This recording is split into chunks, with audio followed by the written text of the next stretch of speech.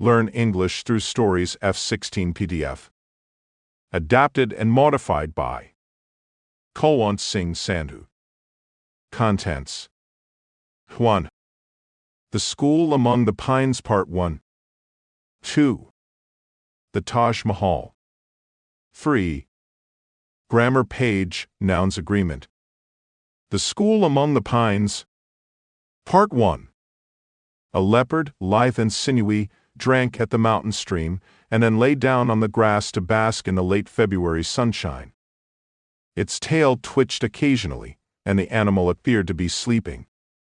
At the sound of distant voices it raised its head to listen, then stood up and leapt lightly over the boulders in the stream, disappearing among the trees on the opposite bank.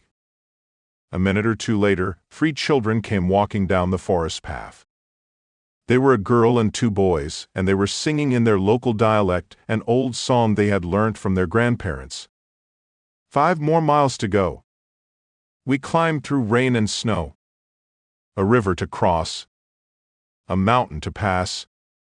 Now we've 4 more miles to go. Their school satchels looked new, their clothes had been washed and pressed. Their loud and cheerful singing startled a spotted forktail. The bird left its favorite rock in the stream and flew down the dark ravine. A fork-tailed bird. Well, we have only 3 more miles to go, said the bigger boy Prakash, who had been this way hundreds of times. But first we have to cross the stream. He was a sturdy 12-year-old with eyes like raspberries and a mop of bushy hair that refused to settle down on his head. The girl and her small brother were taking this path for the first time. I'm feeling tired, Beena, said the little boy. Beena smiled at him and Prakash said, Don't worry, Sanu, you'll get used to the walk. There's plenty of time. He glanced at the old watch he'd been given by his grandfather. It needed constant winding. We can rest here for 5 or 6 minutes. They sat down on a smooth boulder and watched the clear water of the shallow stream tumbling downhill. Beena examined the old watch on Prakash's wrist. The glass was badly scratched, and she could barely make out the figures on the dial. Are you sure it still gives the right time? She asked. Well, it loses 5 minutes every day, so I put it 10 minutes forward at night. That means by morning it's quite accurate. Even our teacher, M.R. Mani, asks me for the time if he doesn't ask. I tell him the clock in our classroom keeps stopping. They removed their shoes and let the cold mountain water run over their feet. Beena was the same age as Prakash.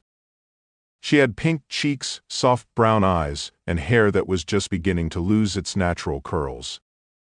Hers was a gentle face, but a determined little chin showed that she could be a strong person. Sanu, her younger brother, was 10. He was a thin boy who had been sickly as a child, but was now beginning to fill out. Although he did not look very athletic, he could run like the wind. Beena had been going to school in her own village of Koli, on the other side of the mountain. But it had been a primary school, finishing at class 5. Now, in order to study in the 6th, she would have to walk several miles every day to Nadi, where there was a high school going up to the 8th. It had been decided that Sanu would also shift to the new school, to give Beena company. Prakash, their neighbor in Koli, was already a pupil at the Nadi school.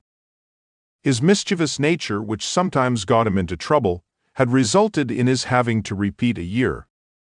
But this didn't seem to bother him. What's the hurry? He had told his indignant parents. You're not sending me to a foreign land when I finish school, and our cows aren't running away, are they? You would prefer to look after the cows, wouldn't you? Asked Beena as they got up to continue their walk. Oh, school's all right. Wait till you see old Emamani. He always gets our names mixed up, as well as the subjects he's supposed to be teaching. At our last lesson, instead of maths, he gave us a geography lesson. More fun than maths, said Beena. Yes, but there's a new teacher this year. She's very young, they say, just out of college. I wonder what she'll be like. Beena walked faster and Sanu had some trouble keeping up with them. She was excited about the new school and the prospect of different surroundings. She had seldom been outside her own village, with its small school and single ration shop. The day's routine never varied, helping her mother in the fields, or with household tasks like fetching water from the spring or cutting grass and fodder for the cattle. Her father, who was a soldier, was away for 9 months in the year, and Senu was still too small for the heavier tasks. As they neared Naughty Village, they were joined by other children coming from different directions. Even where there were no major roads, the mountains were full of little lanes and shortcuts. Like a game of snakes and ladders, these narrow paths zigzagged around the hills and villages, cutting through fields and crossing narrow ravines until they came together to form a fairly busy road along which mules, cattle and goats joined the throng. Naughty was a fairly large village, and from here a broader but dustier road started for Terry. There was a small bus, several trucks, and for part of the way, a road roller. The road hadn't been completed because the heavy diesel roller couldn't take the steep climb to Naughty. It stood on the roadside halfway up the road from Terry. Prakash knew almost everyone in the area, and exchanged greetings and gossip with other children, as well as with muleteers, bus drivers, milkmen, and laborers working on the road. He loved telling everyone the time, even if they weren't interested. "It's 9 o'clock, he would announce, glancing at his wrist. "Isn't your bus leaving today?" "Off with you," the bus driver would respond. "I'll leave when I'm ready." As the children approached Naughty, the small flat school buildings came into view on the outskirts of the village, fringed with a line of long-leaf pines. A small crowd had assembled on the playing field. Something unusual seemed to have happened. Prakash ran forward to see what it was all about. Beena and Sanu stood aside, waiting in a patch of sunlight near the boundary wall. Prakash soon came running back to them. He was bubbling over with excitement. "It's Mr. Mani," he gasped. "He's disappeared. People are saying a leopard must have carried him off." Mr. Mani wasn't really old. He was about 55 and was expected to retire soon. But for the children, adults over 40 seemed ancient. And Mr. Mani had always been a bit absent-minded, even as a young man. He had gone out for his early morning walk, saying he'd be back by 8 o'clock in time to have his breakfast and be ready for class. He wasn't married, but his sister and her husband stayed with him. When it was past 9 o'clock, his sister presumed he'd stopped at a neighbor's house for breakfast. He loved tucking into other people's breakfast, and that he had gone on to school from there. But when the school bell rang at 10 o'clock, and everyone but Mr. Mani was present, questions were asked and guesses were made. No one had seen him return from his walk, and inquiries made in the village showed that he had not stopped at anyone's house. For Mr. Mani to disappear was puzzling. For him to disappear without his breakfast was extraordinary. Then a milkman returning from the next village said he had seen a leopard sitting on a rock on the outskirts of the pine forest. There had been talk of a cattle killer in the valley, of leopards and other animals being displaced by the construction of a dam. But as yet no one had heard of a leopard attacking a man. Could Mr. Mani have been its first victim? Someone found a strip of red cloth entangled in a blackberry bush and went running through the village, showing it to everyone.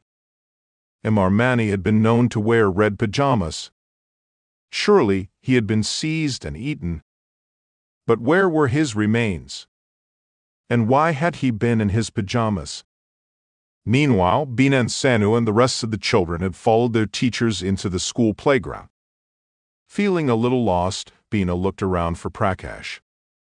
She found herself facing a dark, slender young woman wearing spectacles, who must have been in her early 20s, just a little too old to be another student. She had a kind, expressive face, and she seemed a little concerned by all that had been happening. Beena noticed that she had lovely hands.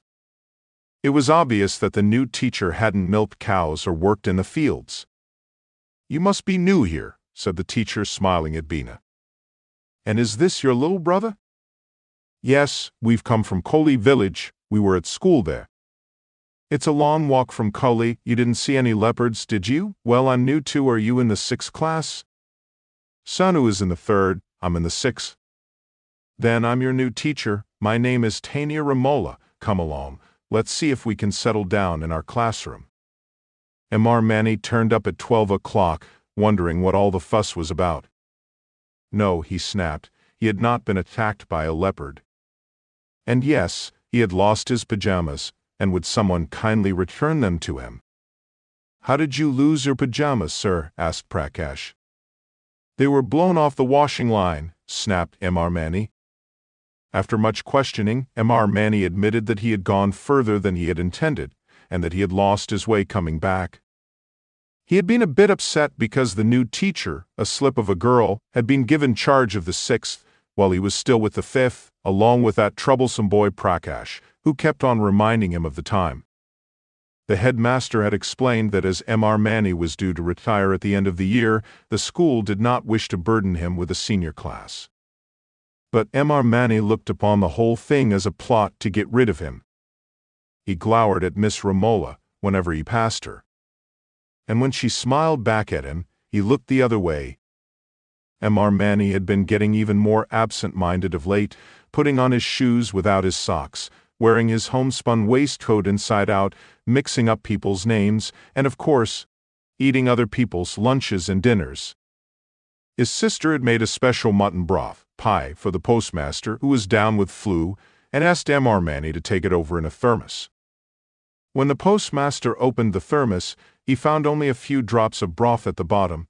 Mr. Manny had drunk the rest somewhere along the way. When sometimes Mr. Manny spoke of his coming retirement, it was to describe his plans for the small field he owned just behind the house. Right now it was full of potatoes, which did not require much looking after. But he had plans for growing dahlias, roses, French beans, and other fruits and flowers. The next time he visited Terry, he promised himself he would buy some dahlia bulbs and rose cuttings. The monsoon season would be a good time to put them down. And meanwhile, his potatoes were still flourishing. Bina enjoyed her first day at the new school. She felt at ease with Miss Romola, as did most of the boys and girls in her class. Tanya Romola had been to distant towns such as Delhi and Lucknow, places they had only read about, and it was said that she had a brother who was a pilot and flew planes all over the world. Perhaps he'd fly over Naughty some day. Most of the children had, of course, seen planes flying overhead, but none of them had seen a ship, and only a few had been in a train. Terry Mountain was far from the railway and hundreds of miles from the sea. But they all knew about the big dam that was being built at Terry, just 40 miles away. Bina, Sanu and Prakash had company for part of the way home, but gradually the other children went off in different directions. Once they had crossed the stream, they were on their own again. It was a steep climb all the way back to their village. Prakash had a supply of peanuts, which he shared with Bina and Sanu, and at a small spring they quenched their thirst. When they were less than a mile from home, they met a postman who had finished his round of the villages in the area and was now returning to Naughty. "Don't waste time along the way," he told them. "Try to get home before dark." "What's the hurry?" asked Prakash, glancing at his watch. "It's only 5 o'clock. There's a leopard around. I saw it this morning, not far from the stream. No one is sure how it got here, so don't take any chances. Get home early." "So there really is a leopard," said Senu. They took his advice and walked faster, and Senu forgot to complain about his aching feet. They were home well before sunset. There was a smell of cooking in the air, and they were hungry. "Cabbage and roti," said Prakash gloomily. "But I could eat anything today." He stopped outside a small slate-roofed house, and Bina and Sanu waved him goodbye, then carried on across a couple of plowed fields until they reached their small stone house. "Stuffed tomatoes," said Sanu, sniffing just outside the front door. "And lemon pickle," said Bina, who had helped cut, sun and salt the lemons a month previously. Their mother was lighting the kitchen stove. They greeted her with great hugs and demands for an immediate dinner. She was a good cook who could make even the simplest of dishes taste delicious. Her favorite saying was, "Homemade pie is better than chicken soup in Delhi," and Bina and Sanu had to agree. Electricity had yet to reach their village, and they took their meal by the light of a kerosene lamp. After the meal, Sanu settled down to do a little homework, while Bina stepped outside to look at the stars. Across the fields, someone was playing a flute. It must be Prakash, thought Bina. He always breaks off on the high notes. But the flute music was simple and appealing, and she began singing softly to herself in the dark. Mr. Mani was having trouble with the porcupines. They had been getting into his garden at night and digging up and eating his potatoes. From his bedroom window, left open, now that the mild April weather had arrived, he could listen to them enjoying the vegetables he had worked hard to grow. Scrunch, scrunch. Katar, katar, as their sharp teeth sliced through the largest and juiciest of potatoes. For Mr. Mani it was as though they were biting through his own flesh. And the sound of them digging industriously as they rooted up those healthy leafy plants made him tremble with rage and indignation. The unfairness of it all. Yes, Mr. Mani hated porcupines. He prayed for their destruction, their removal from the face of the earth. But, as his friends were quick to point out, Bhagwan protected porcupines too, and in any case you could never see the creatures or catch them, they were completely nocturnal. Mr. Mani got out of bed every night, torch in one hand, a stout stick in the other, but as soon as he stepped into the garden the crunching and digging stopped, and he was greeted by the most infuriating of silences. He would grope around in the dark, swinging wildly with the stick, but not a single porcupine was to be seen or heard. As soon as he was back in bed, the sounds would start all over again. Scrunch, scrunch, katar, katar. Mr. Mani came to his class tired and disheveled, with rings beneath his eyes and a permanent frown on his face. It took some time for his pupils to discover the reason for his misery, but when they did, they felt sorry for their teacher and took to discussing ways and means of saving his potatoes from the porcupines. It was Prakash who came up with the idea of a moat or water ditch. "Porcupines don't like water," he said knowledgeably.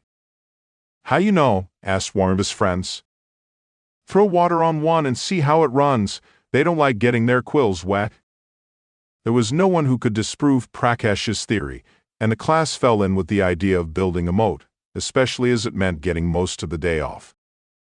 "Anything to make Mr. Mani happy," said the headmaster, and the rest of the school watched with envy as the pupils of Class 5, armed with spades and shovels collected from all parts of the village, took up their positions around Mr. Mani's potato field and began digging a ditch.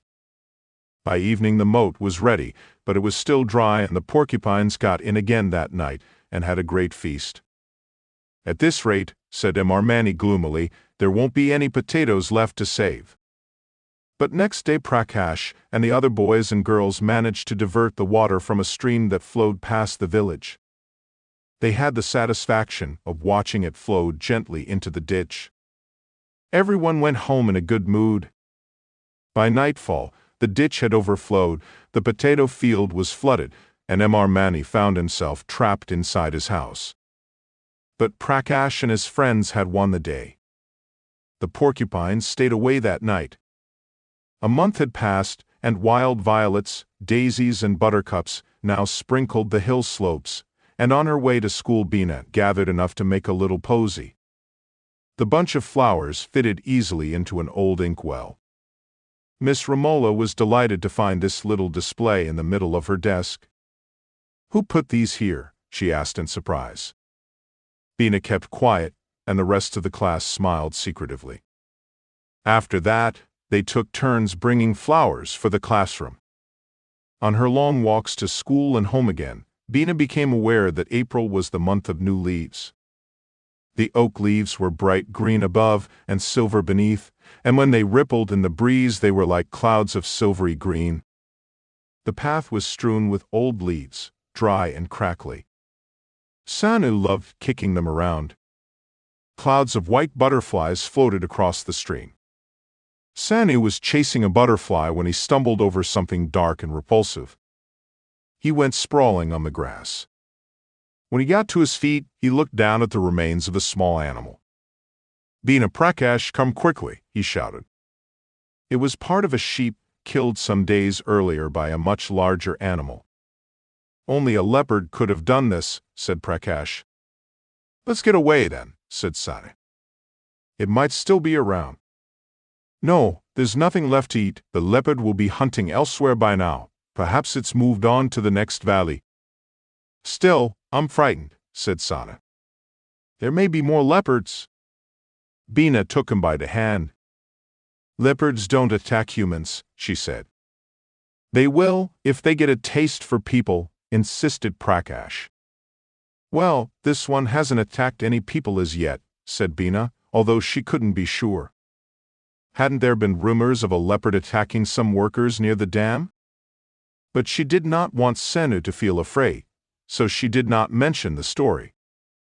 All she said was, "It has probably come here because of all the activity near the dam." All the same, they hurried home. And for a few days, whenever they reached the stream, they crossed over very quickly, unwilling to linger too long at that lovely spot. 2. The Taj Mahal. The Taj Mahal is a famous mausoleum next to the river Yamuna in the Indian city of Agra. A mausoleum is a building where people bury the dead. The name Taj Mahal means the crown of palaces. The most famous part of the Taj Mahal is the large white dome in the center. It is 35 meters high and is surrounded by 4 smaller domes. The rooms inside the building are decorated with beautiful archways and precious stones in the walls.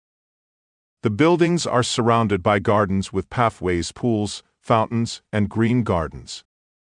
The construction of the Taj Mahal began in 1632 and finished in 1653. It was built with materials from all over India and Asia, but the main material is white marble. Historians believe that the materials were transported by over 1,000 elephants for the construction. The Emperor Shah Jahan built the Taj Mahal as a burial place for his wife, Mumtaz Mahal. According to legend, he wanted to build another Taj Mahal in black on the other side of the river, but this never happened. During the Indian Rebellion of 1857, many parts of the Taj Mahal were damaged by British soldiers, who took some of the precious stones from its walls. Over the years, the Taj Mahal has suffered from environmental damage, and there have been many government attempts to conserve its beauty. The Taj Mahal is one of India's most famous landmarks. There are millions of visitors to the mausoleum every year. The Taj Mahal is almost always included in lists of famous buildings to visit and is considered one of the new 7 wonders of the world. It is also a UNESCO World Heritage Site. 3. Grammar page.